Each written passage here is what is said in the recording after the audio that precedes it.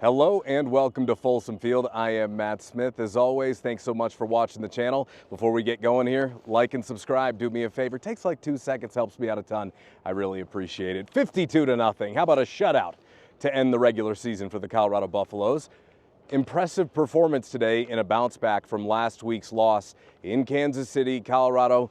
One more time at Folsom Field for this senior class, and they sent them out the right way. A dominant performance from start to end of first quarter, resuming third quarter to the end of the game. There was a little bit of a blip there, but I mean, maybe Colorado puts 70 on them if they execute perfectly throughout the whole game. The point is Oklahoma State had nothing for the Buffs. We knew they didn't have much to play for except for maybe a showcase game. And again, they're seniors last time to suit up for the Cowboys, but it was one of those where if Colorado was able to get a fast start, which has not been this team's forte, then you would break their will, and that's what happened. Colorado jumped out to a 21-0 lead, right? It started first drive. Travis Hunter gets the interception. Shout out, Oklahoma Sports Hall of Fame and the Thorpe Committee, you idiots.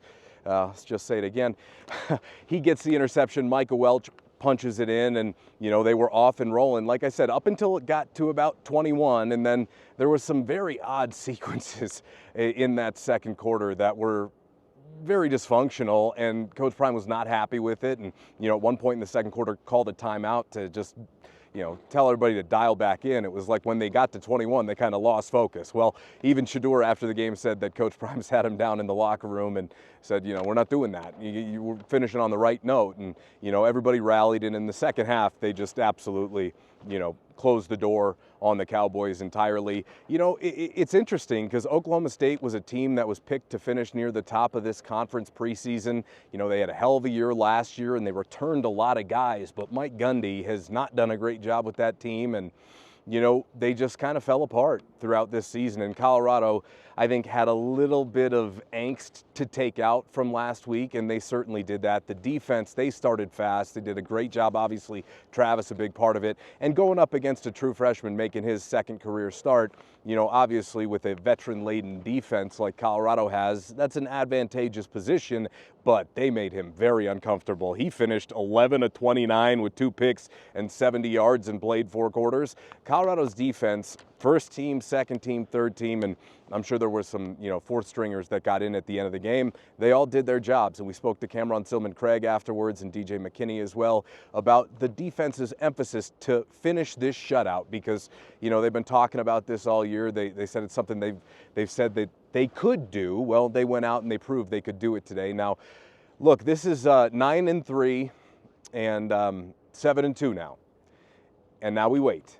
Because of last weekend, because Colorado does not control their own destiny as far as the Big 12 championship goes, Colorado now needs 2 of 3 of Kansas State, of Arizona, and of Houston to win tomorrow, and then they would play next weekend in Jerry's World in Dallas at the Big 12 championship game, or all they need is a Houston win and a Texas Tech win. You got 2 scenarios. Again, you need either 2 or 3, Kansas State, Arizona, and Houston, or you need both Houston and Texas Tech. So it'll be an interesting day of watching Big 12 football tomorrow, assuredly. Coach Prime said he's not going to. He's not in the business of rooting for anybody to lose. He said he doesn't know how he'll fill his time, but he'll figure something out. And I'm sure a lot of the guys will be watching, though. And look, I mean, you either play next Saturday or not until, the first of the year, damn near. I mean, the Holiday Bowl and the Alamo Bowl right around the same time. I imagine at this stage it'd probably be San Diego or San Antonio, depending upon how the rest of these results shake out. And even if Colorado doesn't get the help they need, they won't know what bowl they play in until after the conference championship games conclude. So again, if they don't get the help they need tomorrow, then we'll figure out what the bowl game is going to look like next weekend. But, getting back to this game, it was a couple of first half turnovers that put Colorado in good field position they were able to capitalize on. They moved the ball okay. We talked about this yesterday with the run game, how without Isaiah Augustive, they just have not been productive in the running game. And now, look, sack adjusted. Shedeur took, 6 sacks today? There were some up and down moments from him holding on to the ball, trying to make plays, extending plays, and certainly the offensive line today was, they shut a team out 52-0, but I didn't think it was their best performance at all today, and considering Shedeur throws for 438 yards, 5 touchdowns. So it's all about perspective, I guess, here a little bit, but also goes to show you just how damn good number 2 is, okay? I think if we haven't figured that out in 2 years of him playing in Boulder, he's going to be the number 1 quarterback off the board, probably should be the first overall pick if it's not Travis.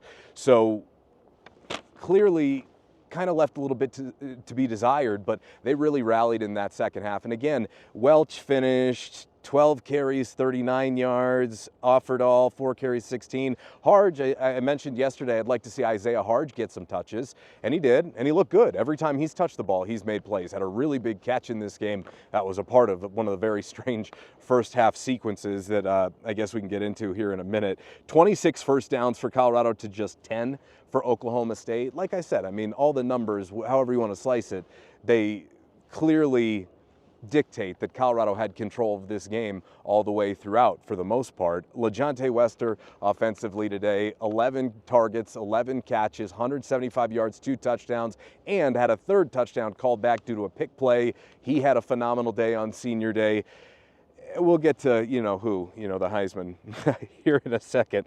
Probably got a little bit to talk about with him there. But 3rd downs, 5 of 12 today. That was better for the Buffaloes, which was good to see. So, look, we talked about this. You didn't have to have a perfect running game today, but you needed some bigger conversions. And they did get enough to make the defense play honest. It was in that second quarter where they kind of got away from it a little bit. And, again, they were just very disjointed. I think, there was a bunch of fans getting on, Coach Shermer and Shedeur as well. I'm not putting it on either one of those guys the second quarter. I think just together they were out of sync and a little disjointed, and they rallied in a really big way in the locker room, and they were locked into the finish, which was great to see. Shedeur, by the way, yesterday he found out, but today we find out, won the Johnny Unitas Award for best quarterback in the country, which is really cool. I believe it's the 16th major individual award in Colorado history, which, I mean, that's huge, and it won't be the only one this year. We know that. Shedeur's up for a couple more, and Travis is up for just about everything except for the Thorpe, which now we know means nothing. So Coach Prime's still very, very upset about that, by the way. Had to stop himself a couple of times in the post-game presser. Other things, penalties, there was some procedural stuff today. There's been some moments where the operation hasn't been as clean as it needed to be, and, I want to put this out there too. I think we kind of operate under the assumption that having the results fall their way tomorrow would be unlikely, but if they do, there's a good amount of stuff they've got to clean up, because this is not a good Oklahoma State team. I mean, it's just not. Mike Gundy has not done a good job with them this year, and they didn't have much fight today, I didn't think. A very undisciplined team, late hits out of bounds, and we talked about that in the video yesterday too. You could see some chippiness from that team. They go winless in the Big 12 this year, which nobody had on their bingo card, preseason. So, I mean, pretty remarkable. 3rd downs, they held Oklahoma State. Colorado did to 3 of 15. I was so impressed with what they did, defensively today by and large. Ollie Gordon, who was the Doak Walker, award winner last year for best running back in the country, he finished with 4 carries for 10 yards. I mean, after the interception, the Buffs jumped all over him, and Oklahoma State basically had to bail on the running game, except man, if I were them, I probably would have stuck with it a little bit more based upon the effort that Colorado showed defensively last week, just game plan-wise. But it wouldn't have worked. It wouldn't have mattered today because this Buffs defense came to play. And, very cool moments with senior day and Coach Prime walking out with Jimmy Horn Jr., obviously, whose dad's incarcerated. And, he's a father figure to this entire team. And, he said that Jimmy asked him, he said, you don't even have to ask. It's not even a question. Of course he'd do it. And then he walked with Shiloh and Shedeur. And, I was kind of standing behind him, and wild. It hit me then. It was like, really? Already? That's it? We knew it was, here for a good time, not a long time for Shedeur and Shiloh, but it's just wild. It feels like just yesterday. We were right there in the Dal Ward Center for the opening press rally where, we were introduced to everybody. So unbelievable how much, I guess, can take place in just a very short period of time, 2 years, considering where this program had been. And, I didn't get a chance to ask Coach Prime in the post-game presser, but we were sitting in the press conference room last year up in Pullman after the Buffs got hammered by Washington State. Shedeur got sacked 4 times in the first 10 snaps. Everybody had the flu. Coach Prime was sick as a dog, and he waited for us because it was just Brian, Adam, and I there. And we spoke to him afterwards, and they hadn't really done a lot of losing, especially Coach Prime hadn't really done a lot of losing since early Atlanta days, right? So I asked him, I said, what's this period in your life been like? And he said it's one of the toughest times, or he might have even said it's the toughest time of my life. And to think about where they ended the season and what has taken place over the ensuing year, just an incredible job. And so much credit has to go to them. And sure, plenty of us were skeptical. And I think it was more, I don't know if I would say skeptical, but just skeptical that you could get things going this quickly. Like, they have written a new script for how to turn around a program with the transfer portal. Indiana copied it. You see the success Indiana had this year. But it's now been legitimized as a way to go about roster building, program building, and they're not done. Coach Prime's staying here, and with the talent, how about the 4 kids that they landed last night? I mean, what a night it was on Nightcap with Shannon and Ocho. Shout out. I mean, everything is moving in the right direction, and that's something that Coach Prime talked about after the game, that, hey, look, this program is moving in the right direction, and everybody is benefiting, right? Fan base, students, administration, even us in the media. More they do well, more people are interested. And so, he has done wonders for this community. And I know growing up in Boulder, right, originally from Chicago, but I've been here almost 25 years now. Really haven't seen anybody do what he's done, not in this town. And he's probably the only one who could have done it. And it's just, remarkably impressive. And as a resident here for so long, I am eternally grateful, because this is a special, very special place. And for a long time, for one reason or another, maybe they didn't have the right steward, maybe they didn't have the right, resources behind it, but Coach Prime has come in and really, taken the paddles to this thing and electroshocked that back into coherence. And, it's fun to watch. And that moment hit me when I was standing behind them. I got a great shot, and, it's up on social media of the 3 of them, doing their senior day walk, and how special of a moment that really was. And 2 years ago, I mean, if you would have just showed me that clip 2 years ago, I'd have been like, what? AI wasn't even really going back then. I'd been like, what is this? Is this, Photoshop? What is this? But it is incredible to see the transition that has taken place. So back to the game. That was a little bit of a rant. I appreciate it. As I mentioned, if they do play again next week, they're going to have to figure out something with the ground game. Isaiah Augustive, hopefully they would get him back if things do fall their way. But if they have to wait till the bowl game, then I imagine they'll get a lot of these guys back who've been dinged up, because Shedeur and Travis are going to play in that bowl game if they don't make the college football, or if they don't make the Big 12 championship game, right, with an opportunity to punch a ticket to the college football playoff. Then Shedeur, I had asked him, because nobody had asked him specifically. We were kind of waiting until the end of the year. Somebody last week did ask Coach Prime about whether or not Shedeur and Travis would play in a bowl game, and he said yes, they would. And I think just the natural assumption, I guess they talked about it with Coach Prime, Shedeur said, that, look, it's not just them. They set the tone, and if they were to allow Shedeur and Travis to sit out, then they would have tons of guys sit out. But because they're going to stick around and see this thing through, and Shedeur mentioned it's not this year's Buffs if Shedeur and Travis don't go.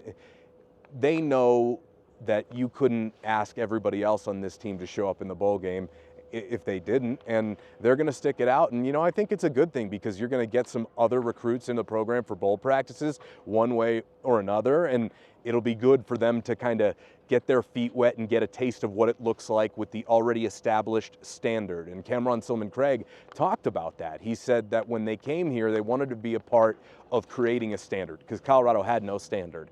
And that's very accurate. There was no standard here for a little while, because what do you want to say? It's CU. No coach had come along and been able to capitalize on all the amazing advantages. And then when you obviously have Coach Prime come in with what he brings in, it's like, power twins unite, and he's crushed it here. I mean, in 2 years, he's just crushed it here. Recruiting, the turnaround on the field, the fact that they're pulling in individual awards, and I mean, they're the most watched team in the Big 12 by such a huge margin. And look, if I went through all the accomplishments that they've been able to accrue in 2 years, we'd be here until the whole field gets dark and I start shivering. So a couple other notes from this game. Trav. Probably should have had 3 touchdowns and 3 interceptions. He definitely should have had 2. One of them hit him in the stomach, but I mean, what a blessing. What a blessing. And, you know, I got the video, which is also up on my social media, of watching that, you know, that last touchdown, which, how did he come up with that ball? Again, just a lasting image here in Boulder of his true brilliance. Shedeur put it up. I mean, it was a nice ball, but he had to come back and make a play on it. Otherwise, most guys, that probably just falls incomplete, gets knocked to the ground. Trav fought like hell, came back to it, and I don't know what to say. I've run out of words about him. I just feel very grateful. That's all I can really say. Just getting to know him just a tiny little bit, and more than anything, getting to watch him up close in person. It's, you know it when you see it. And he won the Heisman. You know, he won it a couple of weeks ago, in my opinion, but today he finished with strongest game of the year, probably. Finishes with 10 catches, 116 yards, 3 touchdowns, had 2 pass breakups, an interception. And look, it's just a rare treat, a really rare treat. And the connection that Shedeur and Travis have is obviously special, and I'm going to miss it. I am, because every time you see somebody lined up in single coverage, you just go, really? Really? Somebody's going to try and man up Trav? Not a good idea. And Shedeur sees it every time. You know, it's one of these, you know, one of these, and psh, I mean, and, you know, Shedeur threw a pick on what could have been another Trav touchdown because they tried to go back to the inside slant, and I think Oklahoma State had kind of solved it. Maybe a bite in and, you know, kick out would have been better, but either way, I mean, Shedeur's kind of late, only his real miss of the day. The point is that, and I've said this before, if I were an NFL team, now you have to understand, saying this, it's not like playing fantasy football. The amount of value you would have to surrender, and it would probably only be applicable to 1 or 2 teams because you'd have to have the 1st or 2nd overall pick. You're not going to acquire both. So if one of those 2 teams wants to invest quite a bit, which they would have to, I think it would be worth it to keep these 2 guys together. They've got something that can't be taught, and even if you spent, you know, seasons and an entire career with somebody, you may never develop the chemistry that those 2 have together. And just feel, again, very grateful to have been able to watch it. I'll get back to more Shedeur in a second, but I don't know what else to say about Trav. I felt so bad for him, man, that he wasn't nominated for the Thorpe, because I think we all understand that's a joke. All the Thorpe committee did was, you know, devalue themselves and, you know, essentially make their award meaningless, because everybody, even casuals, even people who are watching to root against this, how can you root against Travis? He's 101. You know, we say it all the time, and I think because we say it all the time, maybe it loses its meaning, but he's 1 of 1. There has never been anyone who's done this before, ever. We watched history. That may never roll around again, by the way, okay? It's not like, hey, Trav opened the door. It's like, yeah, no, he opened the door, but Trav busted through it. Ain't nobody else coming through it, right? I mean, maybe we see an opportunity open around the country after this year for more guys to play 2 ways, you know, both sides of the football. Coach Prime wanted to make sure that we all acknowledged that they had 3 players play 2 ways. Tyler Brown, Isaiah Harge, and Travis Hunter. I mean, you'd probably have to go back to, I don't know, 50s, you know, maybe early 60s to find that, maybe.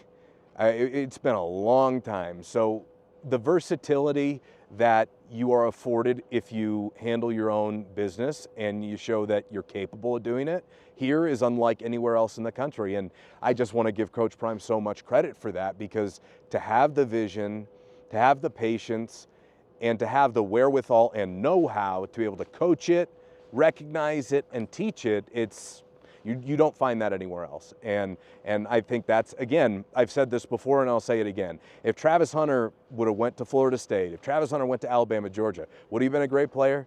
Absolutely. Shedeur Sanders helped him transform himself into a generational talent. He may have gotten there, but not this way and not as dominant, in my opinion. And credit to Travis for being willing to trust him, because, again, that is a path not traveled. Ever. okay? Playing that much both ways. It takes a significant amount of trust in that relationship, and clearly they have that, like a father and son. So, you know, you did see Coach Prime after the game start to get a little bit of reflective and emotional, and this means a lot to him. And everybody who thinks that it's just about his kids, if you still think that, you're not paying attention or you have agenda against them. You know, everybody in this program means the absolute world to him. And, you know, it's his role to be that strong force, but it does. It hits him here. It means a lot. And I hope for them that this cat has 9 lives. We're all going to be watching tomorrow, anticipatorily, just crossing your fingers, right? That maybe the door is, that there is light in the door. And they did handle their business today and made sure that that light still exists tomorrow. Now we'll see how everything plays out, and they deserve it. You know, you watch this team and there's so much talent. I would hope America would get the chance to see it, but if not, they already know, and they'll certainly know, you know, next year when a lot of these guys make their way to the next level. But you know, I mentioned that we've got plenty of time to talk about the senior class, and we will, you know, up until the bowl, or, you know, over the next week, or however it all shakes out. But I'm glad a lot of people were here today, day after Thanksgiving, Black Friday, you know, 10 a.m. kickoff. It was cold. It was cold when I first got here today, and then the field, it was really nice on the field the rest of the day. I was up, you know, in the boonies up there freezing my toes off, but it was nice down here on the field. The point is that for all these CU fans to show up and, you know, make sure they're here a little bit early, a lot of them, to pay homage to this class that turned this program around. They turned it around. It's not a debate. It's not in progress. Vote, turn, okay? That's a group that will go down, you know, in history for CU fans. You know, in a lot of ways, because there was no light at the end of the tunnel, you know, after Carl Durrell got fired. It was like, okay, well, we'll see. You know, we'll see. Maybe it'll take a couple of years, see if somebody can maybe get this team back to a bowl. And maybe that's what the expectations were at the beginning of the year, but look at how they've surpassed it, to the point where, as Coach Prime brought up on Tuesday, people were disappointed. And why were they disappointed? Because they have created an expectation to win. And we talked about last year at the beginning of the season being a bit of a free pass year, and now you have to win. They did. Nobody could say anything. And the only ones talking now don't really know what they're talking about, or they've got some other agenda. And that's when it's cool to sit there and kind of look at it, fly on the wall, because what holes are you going to poke in this? Yeah, look, Shedeur and Travis are going to leave. Are you going to have to change the way you do things differently? Sure. Sure, those two cover up for a lot of things, but you can't argue with results, and that's what they've given to this learning institution, to use a phrase from Coach Prime.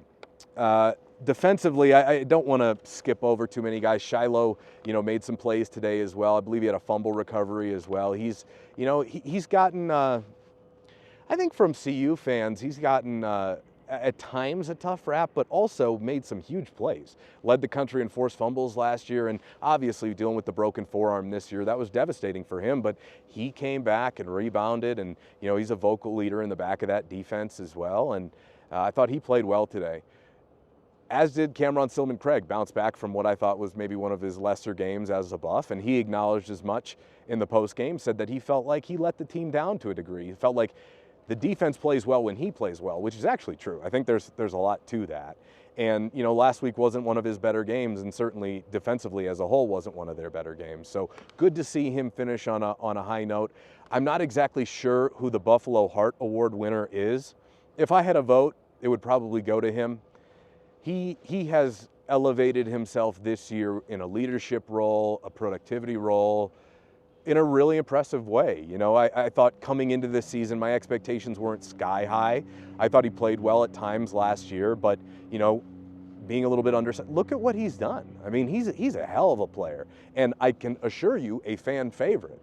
Anytime he comes back to Folsom Field, he'll get this whole stadium cheering for him in the future, you know, and I don't want to miss anybody. Shane Cokes came back today. That was good to see. Will Shepard got involved, like I said, LeJonte, and, you know, there were tons of guys that have made a real impact here that that made plays. And, you know, it was interesting to see how they handled that offensive line, right? Khalil Benson I saw in a walking boot. He must have maybe gotten dinged up in practice this week or something like that. But if they do have to play on Saturday, it'll be interesting to see how they handle the offensive line. I believe Tyler Brown started at right tackle and then, you know, almost instantly was taken out for Ben Resnick, who I'm going to have to go back and watch the tape to see how the line held up. There were some interesting moments, including one where I believe it was Shedeur who had to go help Cash Cleveland put a cleat back on that fell off. The point was it's just been fun to get to know a really good group of players. And I think we look back at 2016, and at least in the modern era, you know, the last 2 decades, kind of hold that as the gold standard. A lot of us do, you know, based upon the better part of the last 20 years. And that was a team that over 4 or 5 years had grown together. They'd gone through the fire, they'd bonded, they'd developed, and you had 27 seniors. And it was a real heart and soul bond. And, you know, I think that exists with this team. That does. And to do that in 2 years is impressive. Probably a lot of it has to do with the way that, you know, they do such a great job. Shedeur Sanders Jr. and the whole, you know, crew over there. Shedeur Sanders, you know, got to give him a shout out too with documenting everything behind the scenes. And I imagine if you're watching from home or you're not in state or, you know, you're, you know, across the country, you feel a part of it because you've been able to dial into it and keep up with everything. And, you know, so many coaches would never allow cameras like that because they would be terrified of the transparency. I'm sure there are things that we don't see, but Coach Prime invites America into this program. And that's probably why a lot of people have connected to it, because they feel that emotional connection. They've watched summer workout videos, and it's just cool to see. It is. I'm sure there is going to be some stuff that I end up glossing over that I wanted to hit, but I want to end with the best quarterback that has ever played for the Black and Gold.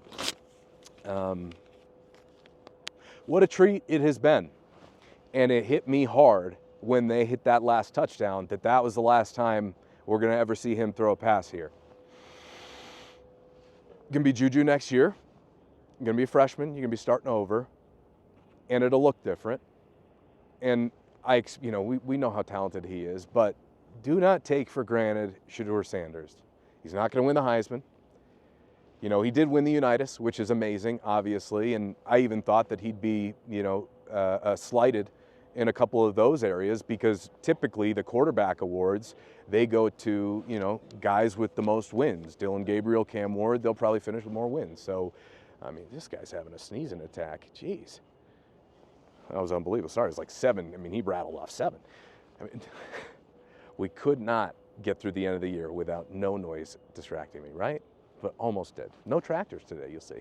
Nothing to mow. No more games to play. I watched Shedeur, how he carries himself on the field. Could he clean some areas up? Yeah. Will he? Yeah. But he is sensational. What a player. And the reason that you're at the edge of your seat every time you watch this team is because you know any given play, any given moment, he can make something happen. And that is so rare. We hadn't seen that around here for nearly a decade. And I've been very, very appreciative of the opportunity to watch it, because it'll change, it'll look different. And, you know, he covers up so much with what he's able to do. And the maturity that he shows, speaking to the media, his IQ, the understanding of the game, of the human condition, in my opinion, he is a really special person. And when we talk about, you know it when you see it, that's Shedeur Sanders as well. You know, Trav's going to win the Heisman, but Shedeur had a lot to do with it, and he'll be there in New York and hopefully honored as a finalist. I would really hope so. I'm not sure it's my expectation right now because of Genty and because of Gabriel and Ward, but he deserves it to be a finalist as much as any one of those guys does. And really cool to be able to watch. For a young man who carries the Sanders name, and this applies to Shiloh too, with all of the scrutiny, and they've been living this their whole lives. As Shedeur mentioned in the postgame, you know, sitting there after the end of his final college regular season was like sitting there at the end of his, you know, final high school regular season. And he said it was like deja vu for him because it's been a family affair. But nobody's done it like that. Nobody. You know, it is incredibly unique what they have embarked on and seen through. And, you know, for Shedeur to rise above everything at the quarterback position, the most criticized position in all of sports. You know, how many of you at home are playing Monday morning quarterback and, you know, armchair quarterback, right? To rise above all of that, all the criticism, you know, the people that don't like Coach Prime, right? That don't like the way they do things, and to stand alone. Pretty cool, man. It's pretty cool, man. He's a special player, and we were very fortunate to have watched him be able to throw the football the last 2 years. Very, very fortunate. And I hope we get to see it a couple more times, but we at least have one more time. And look, if they don't make the Big 12 championship game, you're going to be dealing, whoever draws Colorado in a bowl game is going to be dealing with a healthy team. Watch out, with like a month to prepare. And Coach Prime, I thought, brought up an interesting point afterwards. He said, when it comes to bowl games, you know, you look around some teams that laid an egg in the bowl game last year and didn't play well. It kind of carried over into the season this year. And, you know, in Jackson, it kind of ended short of what they ultimately wanted a couple of times too. And I think the bowl win would mean a lot to them in an era where the bowl, you know, non-playoff bowl games have kind of lost a little bit of their oomph. Colorado could bring it back. Because I'll tell you this, you know, if you duck the smoke and you're the team that, you know, gets put in that bowl game, if that's the way it ends up, and your seniors don't want to play, okay. I mean, you got a great opportunity to go up against the best. And if you're not scared, you know, you go up and you give them a challenge.